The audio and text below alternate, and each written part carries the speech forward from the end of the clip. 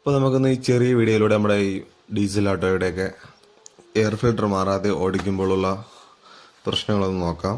എന്നിട്ട് നമുക്ക് രണ്ട് എയർ ഫിൽറ്ററും കാണിച്ചിട്ട് പഴയതും പുതിയതും കാണിച്ചിട്ട് അതിൻ്റെ തമ്മിലുള്ള വ്യത്യാസമൊക്കെ പറയാം. ഇപ്പം എയർ ഫിൽട്ടർ മാറാതെ ഓടിക്കുകയാണെങ്കിൽ നമുക്ക് മൈലേജ് ലോസ് ഉണ്ടാവും. അതുപോലെ തന്നെ എഞ്ചിൻ്റെ പെർഫോമൻസിനെ ബാധിക്കും, വലിയ പിക്കപ്പൊക്കെ കുറയും. അതുപോലെ തന്നെ സ്ഥിരമായ ഒരുപാട് കാലം ഇങ്ങനെ എയർ ഫിൽറ്റർ ഒന്നും മാറാതെ ഓടിക്കുകയാണെങ്കിൽ ബ്ലാക്ക് സ്മോക്കൊക്കെ സൈലൻസറിൽ നല്ല രീതിയിൽ വരാനുള്ള സാധ്യതയൊക്കെ ഉണ്ട്. അപ്പോൾ നമ്മുടെ ഈ വണ്ടിയുടെ എയർ ഫിൽറ്റർ നമുക്ക് കാണിച്ചു തരാം. ഓക്കെ, ഇതാണ് ഈ വണ്ടിയുടെ എയർ ഫിൽറ്റർ.